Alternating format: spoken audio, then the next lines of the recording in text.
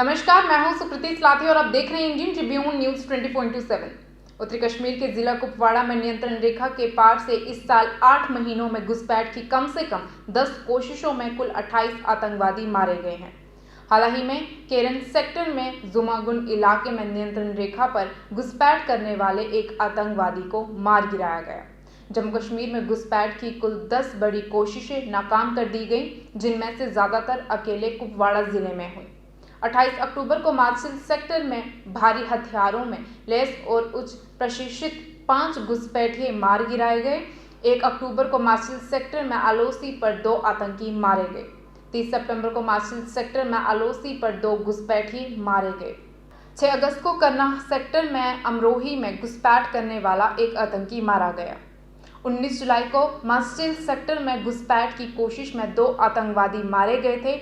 23 जून को मार्सिल सेक्टर के काला जंगल इलाके में 4 आतंकवादी मारे गए। 16 जून को घुसपैठ की एक बड़ी कोशिश को नाकाम कर दिया गया, जिनमें केरन सेक्टर के जुमागुंड इलाके में नियंत्रण रेखा पर एक संयुक्त अभियान में 5 घुसपैठिए मारे गए।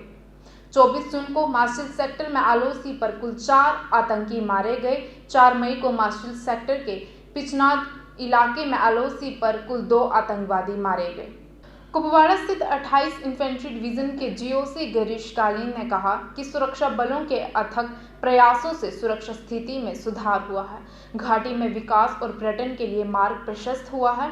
आलोसी की दूसरी ओर से लगातार घुसपैठ की कोशिशें हो रही हैं। ऐसे सभी प्रयास को सुरक्षा बलों ने विफल कर दिया है।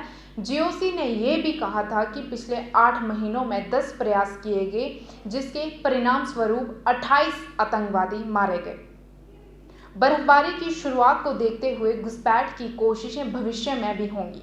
जमावड़े और चुनौतीपूर्ण परिस्थितियों को देखते हुए घुसपैठिए को बर्फबारी से पहले ही खदेड़ दिया जाता है। नियंत्रण रेखा पर पूरी सतर्कता के साथ जवान तैनात हैं। Bureau report, Indian Tribune news 24/7।